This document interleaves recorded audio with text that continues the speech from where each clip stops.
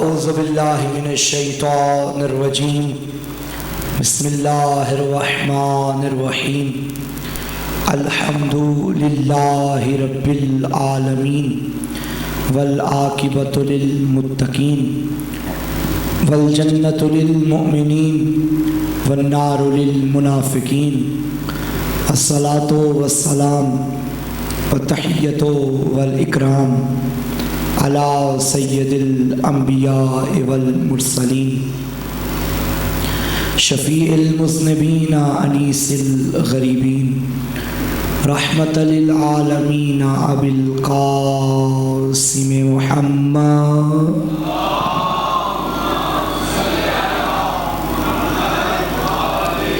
وآلہ طیبین الطاہرین المعصومین المظلومین المنتخبین المنتجبین ولعنۃ اللہ علی اعدائہم اجمعین اما بعد فقد قال اللہ تعالی فی کتابہ المجید وفرقانہ الحمید بسم اللہ الرحمن الرحیم والعصر ان الانسان لفی خسر الا الذین آمنوا وعملوا الصالحات وتواصوا بالحق وتواصوا بالصبر صلوات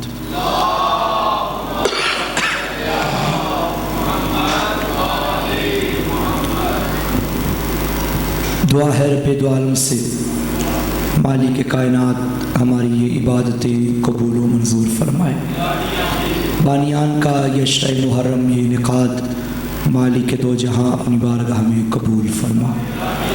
پروردگار ایام عزا آہستہ آہستہ اپنے اختتامی مراحل کی جانب رواں دواں ہیں، ہمیں جی بھر کے مظلوم کی عزاداری برپا کرنے کی توفیق عطا فرما، ہمارے امام کے ظہور میں تعجیل فرما، آقا کو ہم سے راضی فرما، زیارت کربلا نصیب فرما، اپنی اور ہماری دعاؤں کی قبولیت کے لیے بآواز بلند صلوات۔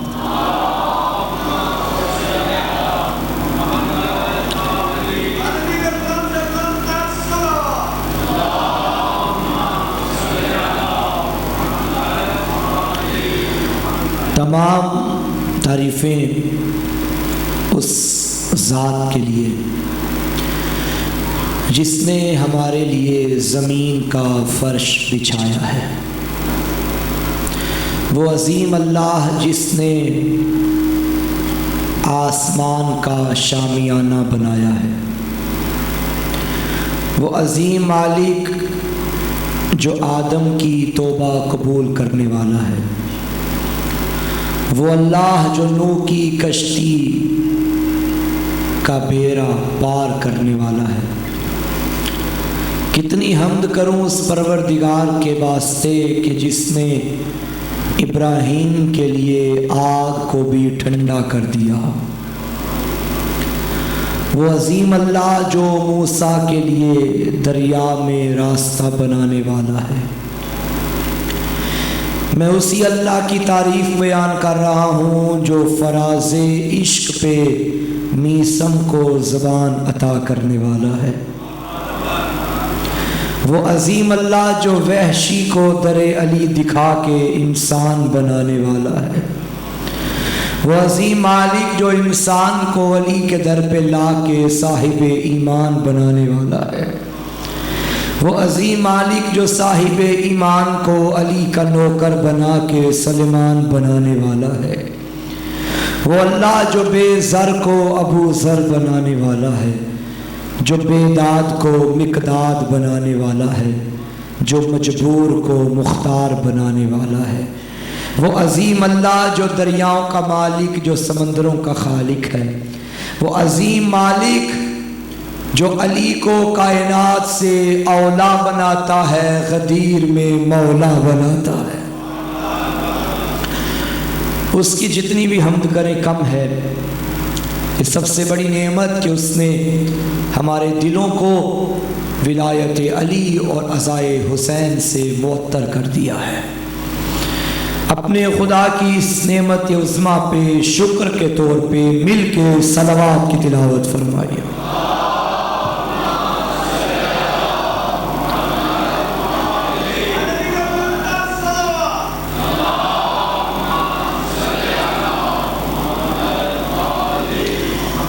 گزشتہ مجالس میں اب تک یہ طے پایا گیا کہ اللہ اپنی تمام صفات میں سے جس صفت کو مختلف انداز میں پیش کرنا پسند کرتا ہے وہ صفت خالقیت ہے، اور مخلوقات میں جس مخلوق کو بنا کے اس نے فخر کیا وہ مخلوق حضرت انسان ہے۔ کبھی فرمایا قسمیں اٹھا کے والتین والزیتون وطور سینین وہذا البلد الامین لقد خلقنا الانسان فی احسن تقویم۔ کبھی فرماتا ہے انا خلقنا الانسان من نطفۃ امشاج، کبھی فرماتا ہے وَلَقَدْ خَلَقْنَا الْإِنسَانَ مِنْ صُلَالَةٍ مِنْ طِينٍ، کبھی فرماتا ہے تبارک الذی بیدہ الملک وہو علی کل شیء قدیر الذی خلق الموت والحیات، کبھی فرماتا ہے یا ایھا الناس اعبدوا ربکم الذی خلقکم، کبھی فرماتا ہے وما خلقت الجن والانس الا لیعبدون۔ قسمیں اٹھا کے اللہ نے فرمایا کہ انسان اشرف ہے، صاحب کرامت ہے، لیکن اس وقت انسان سوچتا ہے کہ وہی اللہ ایک اور مقام پہ قسم اٹھا کے فرما رہا ہے ان الانسان لفی خسر، یہ انسان گھاٹے میں ہے۔ بھائی دونوں باتوں میں تضاد ہے۔ وہاں فرمایا لقد خلقنا الانسان فی احسن تقویم، ہم نے انسان کو بہترین مخلوق پیدا کیا، اور یہاں فرمایا ان الانسان لفی خسر، انسان تو خسارے میں ہے۔ میرا اللہ اگر خسارے میں ہے تو بہترین کیسے ہو گیا؟ توجہ ہے؟ اگر بہترین ہے تو پھر نقصان میں کیسے ہو گیا؟ اچھا وہاں بھی تو نے قسمیں اٹھائیں، یہاں بھی تو نے قسمیں اٹھائیں، وہ بھی تیرا کلام یہ بھی تیرا کلام۔ ایک جملہ کہہ دوں، اللہ قسم اٹھا کے فرما رہا تھا انسان خسارے میں ہے، پھر ایک انسان محراب مسجد میں اسی کی قسم اٹھا کے کہنے لگا فزت و رب الکعبہ، تیری قسم میں کامیاب ہوں۔ اللہ نے بھی قسم اٹھائی۔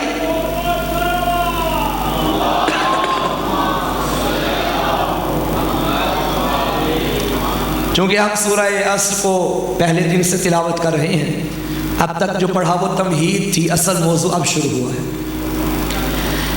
اللہ نے کیا فرمایا والعصر، اس سورہ عصر کا میں تعارف کرواتا چلوں۔ قرآن مجید کی کل کتنی سورتیں ہیں؟ 114۔ 114 میں سے اللہ نے 70 سورتوں میں کوئی قسم نہیں اٹھائی، پیچھے کتنی رہ گئی؟ 114 مائنس 70 برابر 44۔ 44 سورتوں میں اللہ نے 118 قسمیں کھائی ہیں، انہی میں سے ایک یہ سورہ ہے، سورہ عصر۔ قرآن مجید کی جتنی بھی سورتیں ہیں ان کی دو ترتیبیں ہیں، ایک ترتیب نزولی، ایک ترتیب موجودہ۔ ترتیب نزولی میں اس سورت کا نمبر ہے 13، اور موجودہ ترتیب میں اس سورت کا نمبر ہے 103۔ توجہ ہے؟ سورہ عصر قرآن کی مختصر سورتوں میں سے ایک سورہ ہے، جس طرح سورہ کوثر مختصر سا سورہ۔ سورہ کوثر میں کتنی آیات ہیں؟ 3۔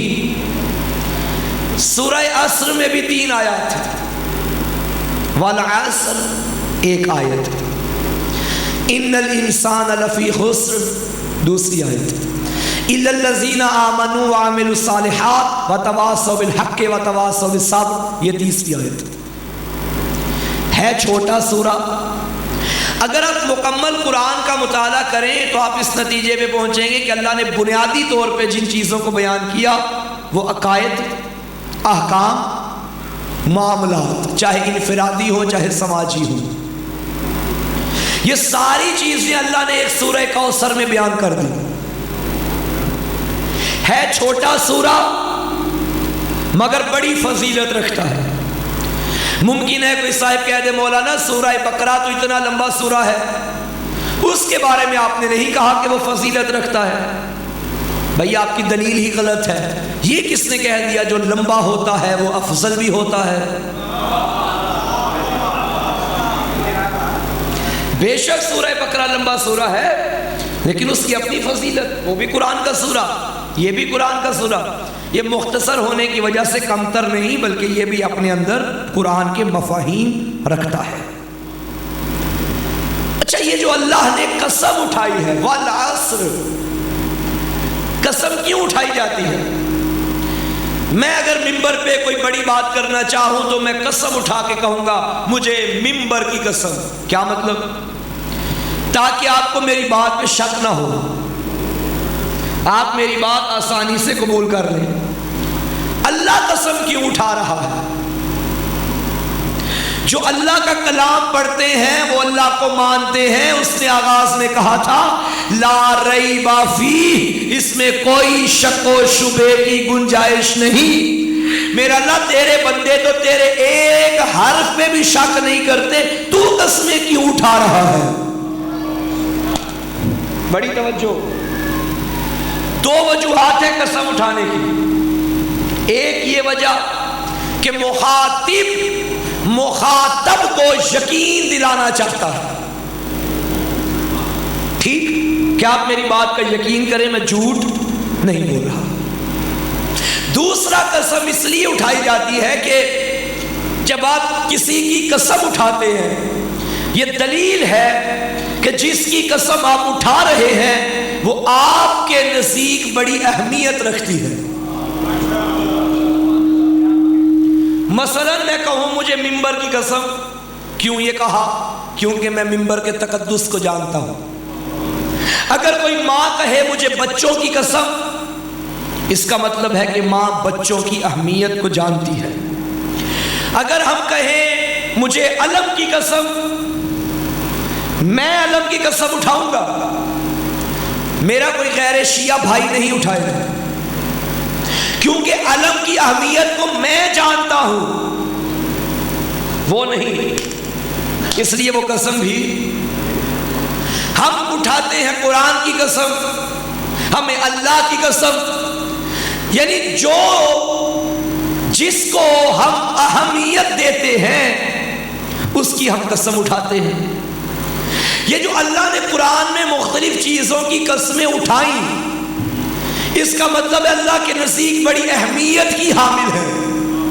اب مجھے نہیں پتا وہ سوار کتنا اہم تھا کہ جس کے بارے میں فرمایا کہ اس کے گھوڑے کے سموں سے نکلنے والی چنگاریوں کی قسم،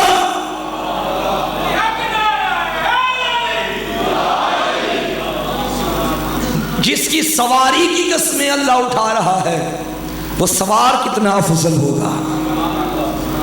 توجہ چاہتا ہوں۔ اب یہاں جو اللہ نے فرمایا والعصر، یہ واو قسمیہ کا ہے۔ کیا مطلب؟ مجھے زمانے کی قسم۔ یہ کون سا زمانہ ہے جسے اللہ اہمیت دے رہا ہے؟ اگر دل ہو تو میں لفظ عصر کو تھوڑا کھول دوں آپ کے سامنے۔ میرے بچے جوان پریشان تو نہیں ہو جائیں گے؟ ماشاءاللہ۔ ایک ہوتا ہے کسی بھی لفظ کا لغوی معنی، ایک ہوتا ہے اصطلاحی معنی۔ مثلا میرا نام کیا ہے؟ محسن۔ اسے اگر آپ لغت میں جا کے دیکھیں تو ترجمہ لکھا ہے احسان کرنے والا۔ اور ماشاءاللہ میں جانتا ہوں آپ سارے ایک دوسرے پہ احسان کرتے ہیں، نیکی کرتے ہیں، سارے احسان کرتے ہیں، لیکن اگر آپ کونے سے کوئی جوان کہے کہ محسن کہاں ہے تو آپ کا اشارہ ممبر کی طرف ہوگا، وہ ممبر پہ بیٹھا ہوگا۔ جبکہ احسان تو آپ سارے کرتے ہیں، پھر میری طرف اشارہ کیوں؟ یہ جو سارے احسان کرتے ہیں یہ لغوی معنی ہے، جو میری طرف اشارہ کیا یہ اصطلاحی معنی ہے۔ ایک لغوی معنی ہوتا ہے، ایک اصطلاحی معنی ہوتا ہے۔ عصر کا لغوی معنی ہے نچوڑنا، عصیر نچوڑ کو کہتے ہیں۔ آپ کوئی شربت خریدنے جائیں، شربت کو عربی میں کہتے ہیں عصیر، عین سواد یہ رے، عصیر۔ کیا مطلب؟ کہ یہ شربت کسی چیز کا نچوڑ ہے۔ عصر کا مطلب ہے نچوڑنا۔ اب جب میں نے تفاسیر دیکھی کہ اس عصر سے مراد کیا ہے، مختلف مفسرین نے مختلف مقامات پہ مختلف تفاسیر بیان کی، میں ان میں سے 5-6 آپ کے سامنے پڑھنا چاہتا ہوں۔ کسی نے لکھا اس عصر سے مراد مطلقاً زمانہ ہے، کوئی بھی زمانہ، یہ جو ابھی گزر رہا ہے یہ بھی زمانہ، یہ بھی مراد ہے اس عصر سے۔ اللہ اس کی قسم اٹھا رہا ہے، کیونکہ انسان اس وقت سے گزر رہا ہے، اللہ اسی کی قسم اٹھا کے کہہ رہا ہے کہ انسان خسارے میں۔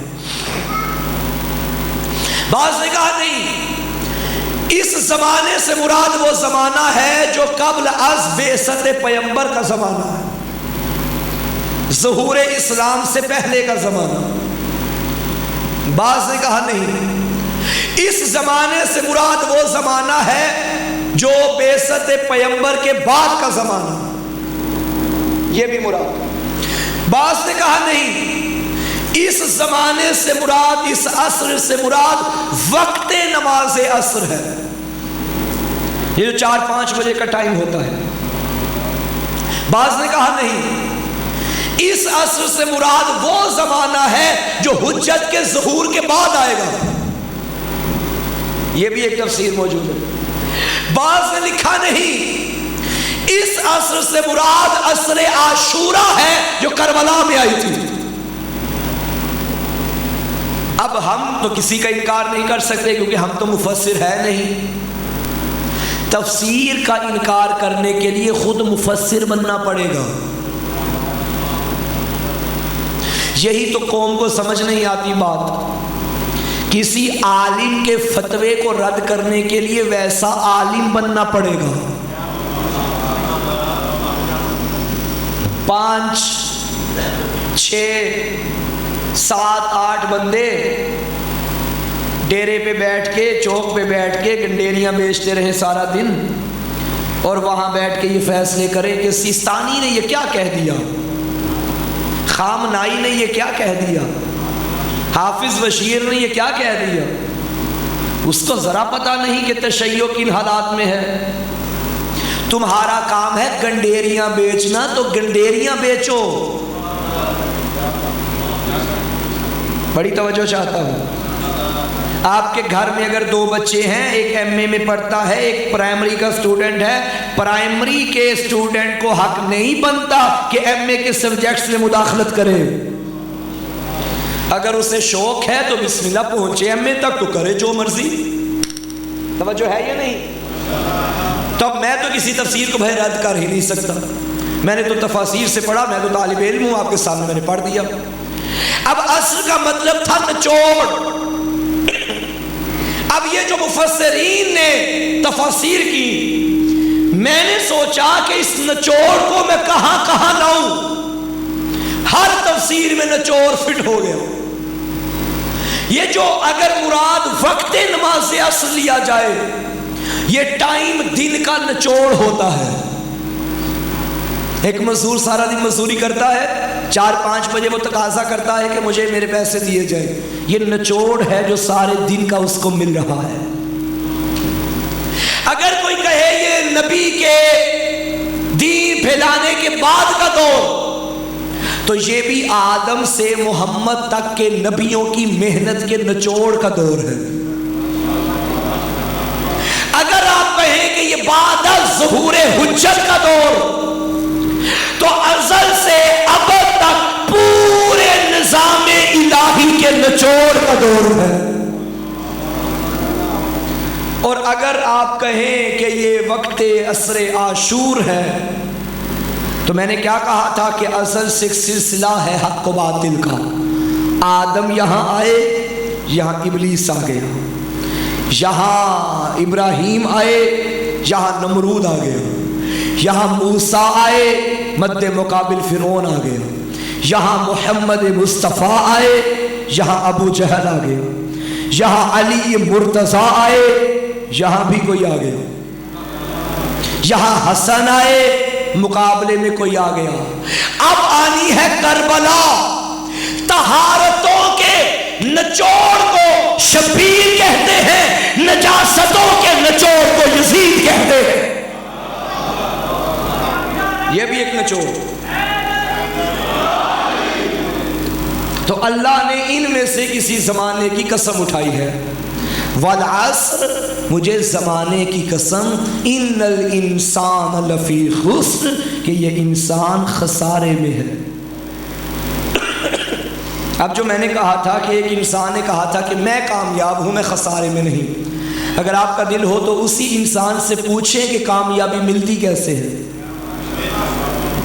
پیچھے والے اب آپ توجہ ہے، جس کی توجہ ہے وہ بلند تر صلوات کی تلاوت فرمائیں.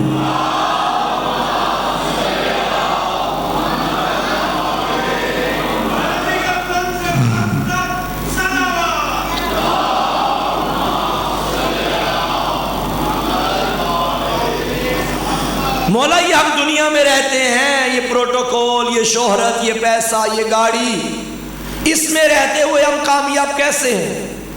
علی نے فرمایا اگر کامیاب ہونا ہے نا تو دنیا کے لالچی نہ بنو. مولا بتائیں یہ دنیا کیا ہے؟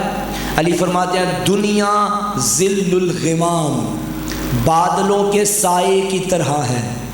کل تیرے سر پہ، پرسوں اس کے سر پہ، آج تیرے سر پہ، کل کسی کے سر پہ. سایہ، یہ جو مولا نے فرمایا کہ سایہ ہے، دنیا ایک سائے کی طرح ہے. یہ سایہ ہوتا کیا ہے؟ آپ اگر چل رہے ہوں، سورج آپ کے آگے ہو تو سایہ آپ کے پیچھے ہوتا ہے. سورج پیچھے ہو تو سایہ. آپ اگر چاہیں کہ میں سایہ پکڑ لوں، پکڑ سکتے ہیں. جتنا اس کے پیچھے بھاگیں گے سایہ آگے بھاگے گا. یہ ہے دنیا. اور اگر آپ سائے سے منہ موڑ کے چلیں گے یہی سایہ آپ کے پیچھے چلے گا. علی فرماتے ہیں یہ ہے دنیا کی حقیقت. دنیا کے پیچھے بھاگو گے تمہارے ہاتھ نہیں آئے گی، مر جاؤ گے. لیکن اگر دنیا سے منہ موڑو گے تم آگے ہوگے، دنیا پیچھے پیچھے ہوگی. اور علی ولی نے بھی تو یہی کیا، اور یہ جملہ علی ہی فرما سکتے تھے، اور دنیا کا کوئی انسان یہ جملہ بتا ہی نہیں سکتا. علی نے فرمایا تھا دنیا غر غیری، جا کسی غیر کو دھوکہ دے. طلقتو کے ثلاثہ، میں نے تجھے 3 طلاقیں دے دی ہیں. 3 طلاقیں کہ جس کے بعد رجوع کی کوئی گنجائش نہیں رہتی. یہ دنیا ایک وقت علی کے دروازے پہ علی سے بیعت مانگنے آئی، علی نے ٹھکرا دیا. 25 سال کے بعد یہی دنیا علی کے در پہ کہنے آئی کہ اب آپ بیعت مانگے میں کروں. علی نے پھر ٹھکرایا. تب میرے مولا نے فرمایا دنیا، سمجھ رہے ہیں میں کیا بات کر رہا ہوں؟ مولا نے فرمایا دنیا 25 سال پہلے بھی میں علی تھا، آج بھی میں علی ہوں. کل بھی تجھے میری ضرورت تھی، آج بھی تجھے میری ضرورت ہے. علی تیرا محتاج نہ کل تھا نہ آج. جاؤ، مجھے یہ خلافت کا شوق نہیں چاہیے. اس وقت ابن عباس نے پوچھا تھا مولا کر لیں قبول، خلافت ہی تو ہے. علی نے فرمایا ابن عباس مجھے بتاؤ میرے قدموں میں جو نالین ہے اس کی قیمت کیا ہے؟ ابن عباس کہنے لگے مولا چونکہ آپ کے جوتے ہیں کائنات سے زیادہ قیمتی ہیں. علی نے فرمایا یہ تو تیری نظر کا کمال، اگر اس جوتے کو تو دنیا میں جا کے بیچے، بازار میں جا کے بھیجے، کیا قیمت لگے گی؟ کہتا ہے مولا معاف کیجئے گا، اس کی کوئی قیمت نہیں، پیوند لگے ہیں، پھٹا پرانا، کوئی خریدنے کے لیے تیار نہیں۔ علی نے فرمایا جاؤ لے جاؤ اپنی دنیا، تمہاری خلافت علی کی نظر میں ٹوٹے ہوئے جوتے کے برابر بھی نہیں ہے۔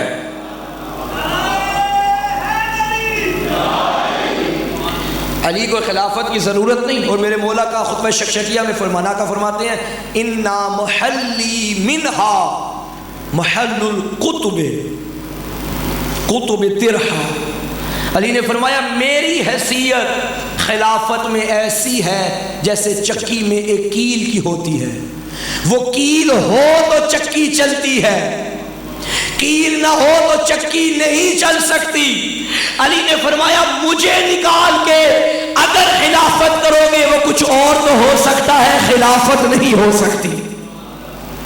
خلافت کو میری ضرورت ہے، مجھے خلافت کی ضرورت نہیں ہے۔ یہ ہے دنیا علی کی نظر میں۔ دنیا اس سانپ کی طرح ہے جو چھونے سے دیکھنے سے تو ملائم معلوم ہوتی ہے، مگر اس کا ڈنگ میں بڑا زہر ہوتا ہے۔ توجہ ہے؟ اس دنیا کے ہو کے نہ رہیے گا۔ خطبہ شکشکیہ میں مولا میر فرماتے ہیں کہ یہ لوگ میرے گھر میں اس قدر جمع ہو گئے کہ مجھے خوف تھا کہ کہیں میرے حسنین کچلے نہ جائیں۔ آخر کار اسلام کی خاطر، خطبہ پڑھیے گا سارے نتائج آپ کے سامنے آ جائیں گے، کہ علی کو قبول کرنا پڑی وہ خلافت۔ حالانکہ علی مجبور نہیں تھے، اسلام کی خاطر، خدا کی خاطر قبول کر لی۔ اب لوگوں نے کہا آئیے حضور مسجد میں آئیے اور خلافت کو سنبھالیے۔ اب علی اپنے گھر سے نکل رہے، کیسے نکلے؟ سر پہ محمد کا عمامہ پہنا، دوش پہ عبائے محمد و قبائے محمد کو زیب تن کیا، ایک ہاتھ میں تولا کی تسبیح، ایک ہاتھ میں تبرہ کا ڈنڈا۔ حیدر کرار جب گھر سے چلے ٹہلتے ہوئے، لوگ پیچھے پیچھے، علی نے پہلا قدم مسجد میں رکھا، دنیا انتظار کر رہی تھی۔ سامنے ممبر تھا، لوگوں نے جگہ دینا شروع کی کہ علی آئیں اور اپنے ممبر پہ اپنی جگہ پہ بیٹھے۔ اس ممبر کے 4 زینے تھے، جس طرح اس کے بھی 4 زینے ہیں، 1 2 3 4، کتنے زینے ہیں؟ 4۔ اس ممبر کے بھی 4 زینے تھے۔ جو سب سے اوپر والا زینہ تھا وہاں نبی بیٹھتے تھے، جو دوسرا زینہ تھا اس پہ وہ بیٹھے جو نبی کے بعد آئے، تیسرے زینے پہ وہ بیٹھے جو دوسرے نمبر پہ آئے، چوتھے زینے پہ وہ بیٹھے جو تیسرے نمبر پہ آئے۔ زینے ہو گئے مکمل، اب باری آئی علی کی۔ لوگوں نے کہا علی جس کی جگہ پہ بیٹھے گا اس کا قائم مقام ہوگا۔ سب سے اوپر تو بیٹھ نہیں سکتے، وہ تو حضور کی جگہ ہے، حد ادب، پیغمبر کی جگہ پہ تو کوئی بیٹھ نہیں سکتا۔ اب علی بیٹھے تو کہاں بیٹھے؟ مجمع نے دیکھا محمد کا سچا وسیع چلتا چلتا جب ممبر کے قریب آیا، علی نے پہلا قدم وہاں رکھا جہاں تیسرا بیٹھتا تھا، دوسرا قدم وہاں رکھا جہاں دوسرا بیٹھتا تھا، تیسرا قدم وہاں رکھا جہاں پہلا بیٹھتا تھا، وہاں بیٹھے جہاں محمد بیٹھتے تھے۔ سبحان اللہ۔ اب جب نبی کی جگہ پہ علی بیٹھ گئے، لوگوں نے کانوں میں سرگوشیاں کرنا شروع کی، چہمہ گوئیاں شروع ہو گئی، یہ کہاں علی بیٹھ گئے؟ لا حول ولا قوت، نبی کی جگہ پہ علی بیٹھ گئے، حضور کی جگہ پہ۔ دلوں کے راز جاننے والے علی نے کانوں میں ہونے والی باتوں کو سن لیا، ذوالفقار نکال کے علی نے اس بندے کی طرف اشارہ کر کے کہا کیا بات کر رہا ہے؟ اس نے کہا یا علی اب وہاں بیٹھے جہاں نبی بیٹھتے تھے۔ علی نے فرمایا بتا یہ ممبر یہ زینہ کس سے بنا ہے؟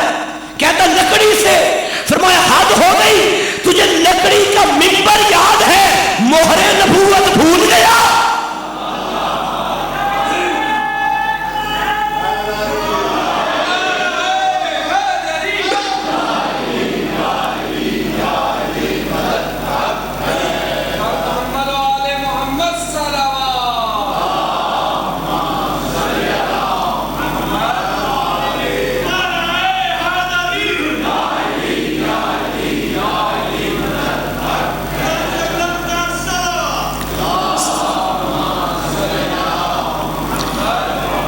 بات سمجھی نہیں.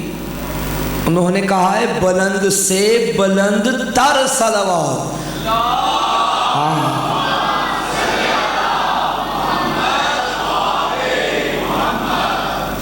توجہ ہے سامنے محترم.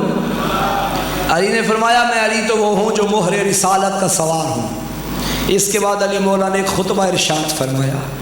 ہائے ہائے ہائے, فرمانے لگے الحمدللہ علی احسانہ قد رجع الحق الی مکانہ. حمد ہے اللہ کی اس کے احسان پر کہ حق اپنی جگہ پہ واپس آ گیا ہے. علی مولا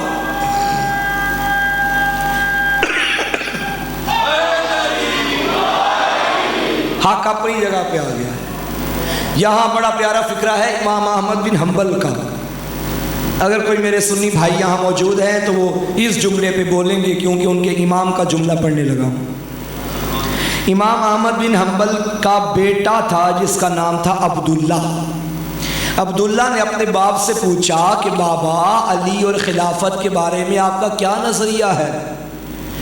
کیا فرمایا امام احمد بن حنبل کے جملے, فرمایا ان الخلافت لم تزین علی بل علی زینہا. خبردار, خلافت نے علی کو زینت نہیں بخشی, علی نے خلافت کو زینت بخشی ہے.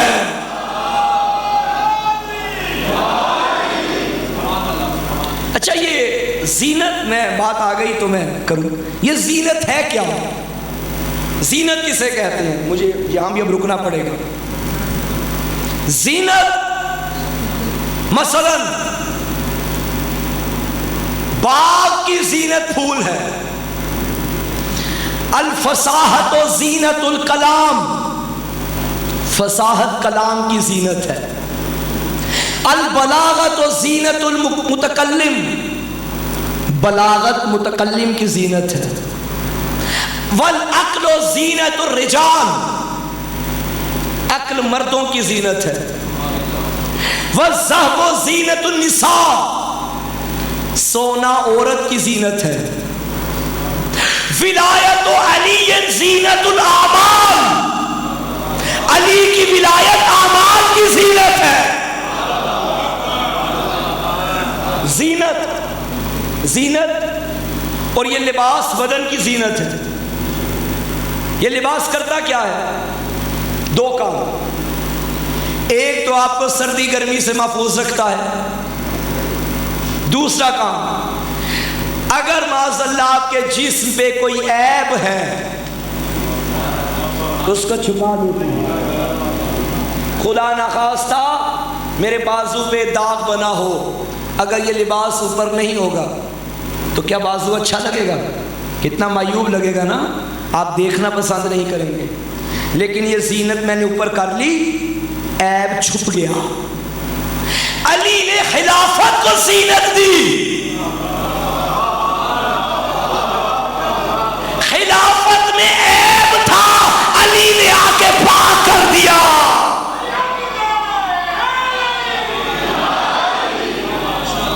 بھائی میں نہیں کہہ رہا, امام احمد بن حنبل کہہ رہے ہیں. اگر کوئی حوالہ لینا چاہے تو بات مجھ سے لے لے. امام احمد بن حنبل کا کہنا ہے کہ علی نے خلافت کو زینت بخشی.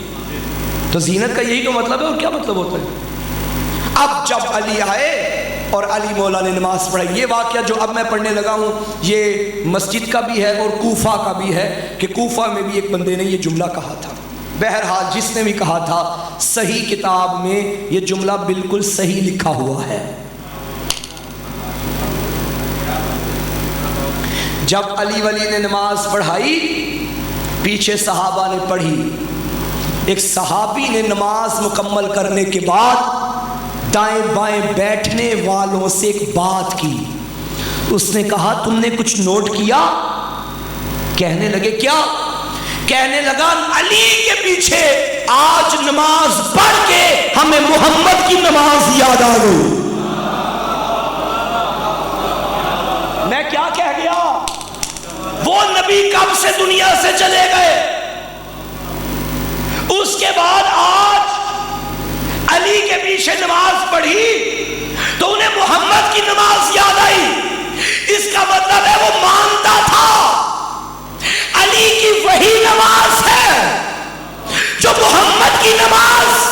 تم ہمیں کافر کہو، دیواریں کالی کر دو، منہ تمہارا ہی کالا ہوگا. ہم نے علی سے دین لیا ہے، علی نے محمد سے دین لیا ہے.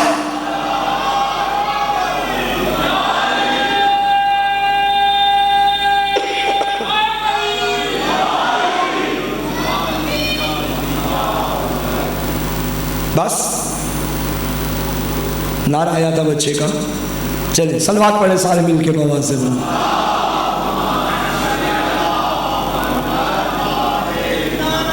ماشاءاللہ ماشاءاللہ.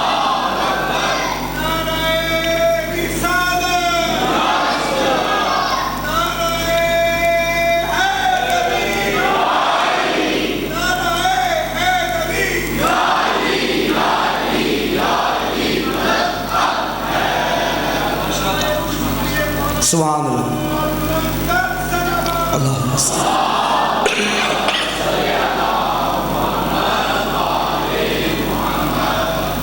اس کا مطلب یہ ہے کہ علی وہ انسان ہے جو کامیاب انسان ہے.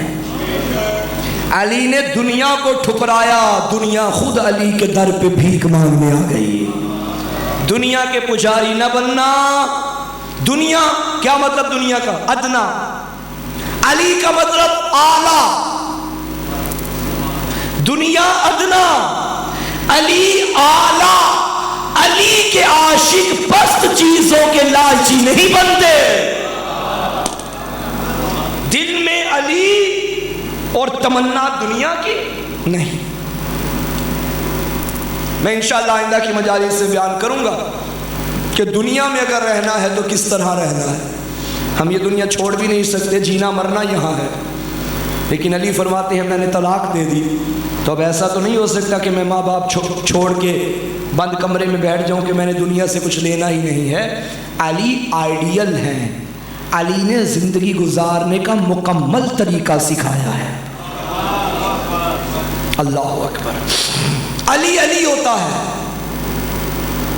علی کا مطلب بلند. علی کا مطلب بلند. کیا ہوگا وہ اصغر جسے اصغر بولنے سے پہلے بھی علی بولنا پڑتا ہے. یہ جو اصغر و اکبر ہیں یہ ایک دوسرے کی نسبت کی وجہ سے، چونکہ وہ بڑا علی تھا یہ چھوٹا علی ہے، اس لیے اس کو اکبر کی نسبت سے اصغر کہا جاتا ہے. ورنہ یہ بھی علی وہ بھی علی. مولا حسین فرماتے تھے اگر اللہ مجھے 1000 بیٹے دیتا میں ہر بیٹے کا نام علی رکھتا. 1000 بیٹیاں دیتا میں ہر بیٹی کا نام فاطمہ رکھتا. بیویوں کے نام فاطمہ تھے، القاب مشہور ہو گئے، نام سب کے فاطمہ تھے. علی. توحید بھی حیران ہے اس کار دین پر. یہ ننھا علی دشت میں کیا کرنے چلا ہے، پاؤں پہ کھڑا ہو نہیں سکتا علی اصغر، اسلام کو پاؤں پہ کھڑا کرنے چلا ہے. آج پرسہ دینا ہے اس پاک بی بی کو جو مدینے سے 2 بچے لے کے چلی تھی، لیکن جب مدینے میں پلٹ کے آئی خالی دامن آئی. ایک بچی شام میں سو گئی، ایک کربلا میں سو گیا. اور یاد رکھنا یہ شہزادہ جتنا ماں کو پیارا تھا نا اتنا حسین کو پیارا تھا. جاتے ہو کربلا تمہیں علی اکبر کی قبر مل جائے گی، اون محمد کی قبریں مل جائیں گی، حسین کی قبر مل جائے گی. کبھی کسی عالم سے پوچھنا علی اصغر کا روزہ کہاں ہے، علماء کہتے ہیں آج بھی بابا کے سینے پہ سویا ہوا ہے. شب عاشور جب بی بی سکینہ نے فرمایا نا کہ بابا جان میں آج کے بعد کس کے سینے پہ سوؤں گی، تو امام نے فرمایا سکینہ آج کے بعد تم ماں کے سینے پہ سوئے گی. ماں کا نام آیا اور کہنے لگی بابا اماں کے سینے پہ تو اصغر سوتا ہے. غریب نے کہا میری جان اب ترتیب بدل جائے گی، تو ماں کے سینے پہ اصغر میرے سینے پہ. عزادارو یہ ماں جو ہے نا علی اصغر کی ماں، چونکہ بی بی کو پرسہ دینا ہے 2 جملے سن لو بی بی کے. یہ شہزادی جب 11 محرم کو لاشوں سے گزرنے لگی نا، علی اصغر کا لاشا دیکھا، رو کے کہنے لگی اصغر قرآن کہتا ہے 2 سال تک بچے کو دودھ پلاؤ، مجھے معاف کرنا میں تجھے 6 مہینے بھی نہ پلا سکی. اصغر میں وعدہ کرتی ہوں میں جب تک زندہ رہوں گی ٹھنڈا پانی نہیں پیوں گی. نظر پڑی غریب کربلا کے لاشے پہ جو دھوپ میں پڑا ہوا تھا. بی بی نے فرمایا مولا میں وعدہ کرتی ہوں دھوپ میں چھوڑ کے جا رہی ہوں، میں ساری زندگی چھاؤں میں نہیں بیٹھوں گی. عزاداروں مجھے بتاؤ کیا بی بی نے یہ وعدہ پورا کیا؟ ہاں بی بی نے وعدہ پورا کیا. جب تک زندہ رہی نہ ٹھنڈا پانی پیا نہ یہ بی بی چھاؤں میں آئی. شریعت میں پانی پینا واجب نہیں، لیکن اگر آپ کی حالت اس طرح ہو جائے کہ ڈاکٹر کہیں کہ پی لو ورنہ مر جاؤ گے، تب پانی پینا جان بچانے کے لیے واجب ہوتا ہے. جب بی بی کی زندگی میں یہ لمحہ آتا تھا نا کہ سانسیں حلق تک آتی، تب اصغر کی ماں جام اٹھاتی دھوپ میں رکھتی. دھوپ میں رکھ کے جب پانی گرم ہو جاتا تب علی اصغر کی ماں پیتی اور منہ کرتی کربلا کی طرف. اصغر میں اپنے وعدے پہ پورا اتر رہی ہوں. میں نے کہا تھا میں نہیں ٹھنڈا پانی پیوں گی، اگر اب بھی واجب نہ ہوتا میں گرم پانی بھی نہ پیتی.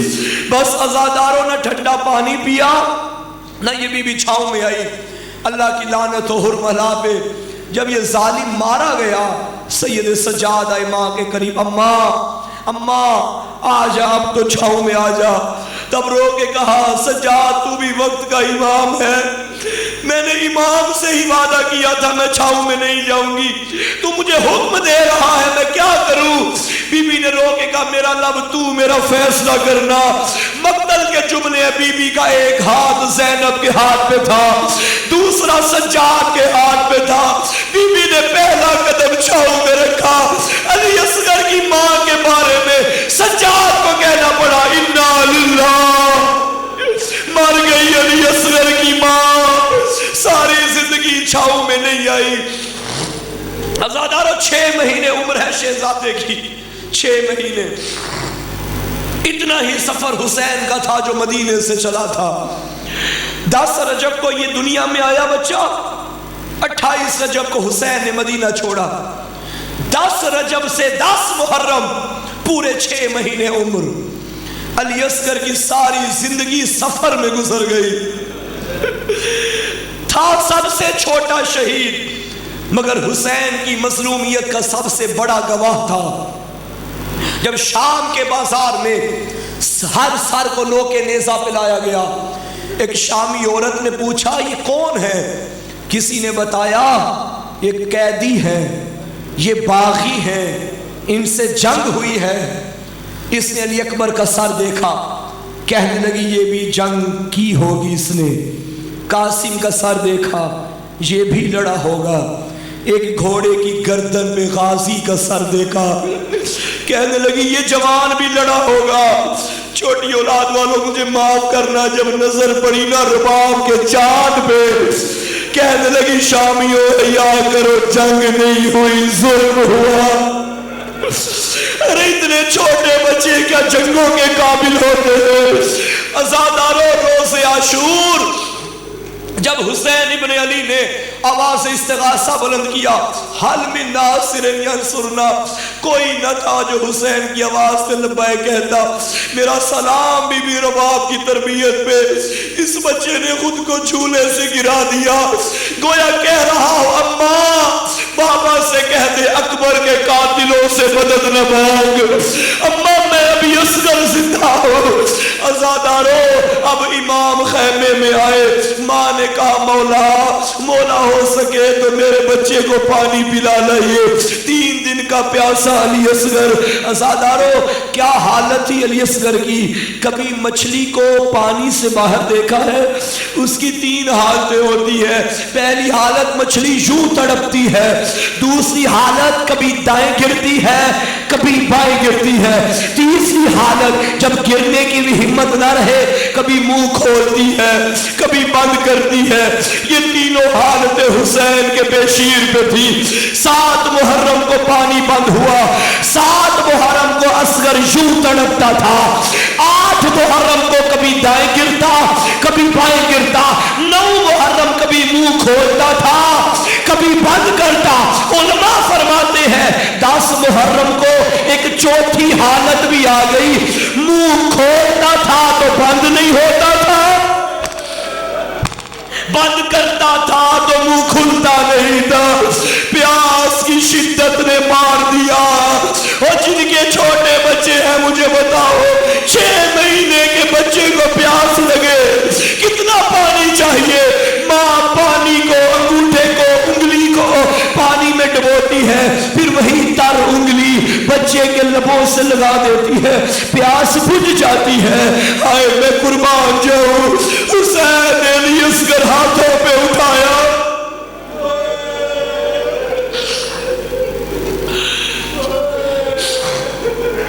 मैं आगे मुसाए पढ़ने से पहले एक दुआ मांगूंगा। मेरा अल्लाह किसी शरीफ को जिंदगी में किसी कमीने से कुछ मांगना न पड़े। कायनात का सबसे बड़ा शरीफ हुसैन, कौम अश्किया कमीनी फौज। यही वजह है जब बीबी सकीना शाम गरीबा में बाबा के लाशे पे पहुंची ना, कटी हुई रगों से आवाज आई, मेरी सकीना मेरे शियों को मेरा पैगाम देना। मैंने उस वक्त तुम्हें बड़ा याद किया था जब मैं असगर के लिए पानी मांग रहा था, और मेरे शियों जब भी ठंडा पानी पियो मेरी प्यास को जरूर याद करना। अज़ादारों, अली असगर को उठाया और फरमाया, ऐ कौम अश्किया तुम्हारी जंग मेरे साथ है, मेरे बच्चे का क्या कसूर है? एक जालिम ने कहा हुसैन प्यास खुद लगी है, बहाने बच्चे के करता है। गरीब ने फरमाया असगर ये तेरा इम्तिहान है। अज़ादारों, जुबान तालू से लगी, खुश्क जुबान खुश्क तालू से लगी, गोया कह रहा हो अल अतश अल अतश अल अतश। इब्ने साद ने कहा जालिमो इक्ता कलाम अल हुसैन, हुसैन के कलाम को कता करो वरना कौम में बगावत आ जाएगी। इसके लिए हुरमला का इंतखाब किया गया। हुरमला इक्ता कलाम अल हुसैन, कलाम अल हुसैन। अज़ादारों, हुरमला ने पहला तीर कमान में छोड़ा। ये इतना बड़ा तीर अंदाज था कि अगर मछली दरिया से निकलती थी और फिर जाती थी, ये निकली हुई मछली की आंख का निशाना बना लेता था। हुसैन के हाथों पे कुरान, हुरमला ने पहला तीर चलाया, निशाना खता हो गया। इसने दूसरा तीर चलाया, निशाना खता हो गया। इब्ने साद ने कहा जालिम लानत हो तुझ पे, एक बच्चे का निशाना नहीं बन रहा। उसने कहा लानत हो तुझ पे, जब भी मैं तीर का निशाना लगाता हूँ एक खैमे का पर्दा हटता है। कोई बीबी है जो आके कहती है क्या तेरे घर में कोई औलाद नहीं, मेरे हुसैन के बच्चे पे रहम कर। ये जालिम कहता है तू तीर चला चाहे कोई भी हो। अज़ादारों, इसने वो तीर चलाया जिसे सह शोभा कहते हैं। मैं बताऊं ये कौन सा तीर था? अरब में एक होते थे आम तीर, एक होते थे सह शोभा जिनके आगे 3 नोकें बनी होती थी। عربوں نے قسمیں کھائی تھی یہ تیر انسانوں پہ نہیں چلانے، دوڑتے گھوڑوں پہ یہ تیر چلائے جاتے۔ عصر عاشور جب حسین سینے ذوالجناح پہ تھے نا، ایک ظالم نے حسین کے سینے پہ یہی تیر مارا۔ اگر امام تیر آگے کھینچتے امام کا جگر کٹ کے باہر آ جاتا۔ غریب نے پشت سے تیر نکالا، اب معاف کر، جو تیر گھوڑوں پہ چلتے تھے، جس تیر کو حسین نے پشت سے نکالا، بے حیا نے وہ تیر رباب کے پھول کی گردن پہ مارا۔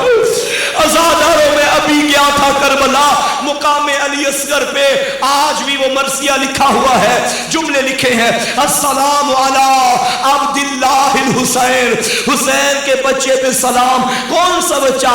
المذبوح بسہم من ہجر ابی ہے، اس پہ سلام جو بابا کی گود میں تیر سے ذبح ہو گیا تھا۔ عزاداروں، تیر نے بچے کی گردن کو پار کیا، کٹ گئی علی اصغر کی گردن، خون نکلنا شروع ہو گیا۔ اب حسین نے اپنے لال کو اٹھایا اور خیمے کی طرف لانا چاہا۔ ہائے حسین، اکبر کی لاش اٹھائی مگر یہ حالت نہیں ہوئی، قاسم کا لاشا اٹھایا یہ حالت نہیں ہوئی۔ یہ وہ وقت تھا جب حسین کے چہرے پہ موت کی زردی چھا گئی تھی۔ اللہ نے جبریل کو بھیجا، حسین کو کہہ دے حوصلہ کر، ہم نے دودھ کے لیے اصغر کے لیے دائیوں کا اہتمام جنت میں کر لیا۔ عزادارو، حسین نے لاش علی اصغر کا اٹھایا۔ خدا نہ کرے کسی ماں کے جوان بچے کا ایکسیڈنٹ ہو جائے نا، اور جوان کی وہ میت ہو یا زخمی جوان ہو، اگر گھر میں لانا چاہے، سب سے مشکل کام یہ ہوتا ہے کہ ماں کو کیسے دکھائے۔ علی اصغر کو لائے، حسین پشت خیمہ پہ کھڑے ہو گئے۔ کیا دیکھا کہ رباب دوڑتی ہوئی آئی اور آ کے کہا، مولا کیا میری قربانی قبول نہیں ہوئی؟ فرمایا، رباب مجھے بتا، مجھے کیا مانتی ہے؟ کہنے لگی، آپ میرے مولا ہیں، آپ میرے سرتاج ہیں۔ جب غریب نے دیکھا کہ رباب کا عقیدہ نہیں بدلا، اب غریب نے اپنی ابا کا دامن ہٹایا اور فرمایا، رباب جیسے تیری قربانی قبول، ایسے کسی کی قربانی قبول نہ ہوئی۔ بس عزادارو، اب امام نے فرمایا، رباب ایک مشکل کام تھا جو میں نے کر لیا، اب دو کام باقی رہ گئے، ایک تو کر، ایک میں کرتا ہوں۔ تو خاتون ہے، تو آسان کام کر، میں مرد ہوں، میں مشکل کام کروں گا۔ مجھے بتاؤ، جو مرد جوانوں کے لاشیں اٹھا کے تھک گیا ہو، جس کی کمر بھائی کی لاش پہ ٹوٹ گئی ہو، وہ اکیلا بیٹے کا لاشا کیسے اٹھائے؟ وہ بیٹے کی قبر کیسے بنائے؟ رباب نے اصغر ہاتھوں پہ اٹھایا، غریب نے ذوالفقار سے قبر اصغر بنانا شروع کی۔ یہ وہ قیامت کا منظر تھا۔ اب ہمت نہ تھی کہ حسین لاشا اصغر کو قبر کے حوالے کیسے کرے۔ میں نے مقتل میں پڑھا، امام نے پہلے اپنے اصغر کے پیروں پہ مٹی ڈالی، پھر اصغر کے گھٹنوں پہ مٹی ڈالی، پھر اصغر کے شکم پہ مٹی ڈالی، علی اصغر کے سینے پہ مٹی ڈالی۔ آئے جب باری آئی ننھے سر کی، غریب نے پشت کی جانب رخ کیا، اپنے ہاتھوں سے مٹی ڈال کے کہا، او میرا اللہ میں غریب ہو گیا، او میرا اللہ میں غریب ہو گیا، او میرا اللہ میں غریب ہو گیا۔ ایک جملہ سنو عزادارو، اس کے بعد جھولا آ جائے گا۔ ہاں میری منت ہے، جب جھولا آئے سارے کندھا دینا۔ یہ جسے تم جھولا سمجھ رہے ہو، یہ جنازہ ہے علی اصغر کا۔ عزادارو، یہ جو دفن ہو گیا علی اصغر، کیوں کیا حسین نے؟ تاکہ حسین جانتے تھے بیٹھ جاؤ میرے جوانوں کی لاشوں پہ گھوڑے دوڑائے جانے ہیں۔ حسین جانتے تھے میرا اصغر بڑا معصوم ہے، اصغر برداشت نہیں کر سکتا.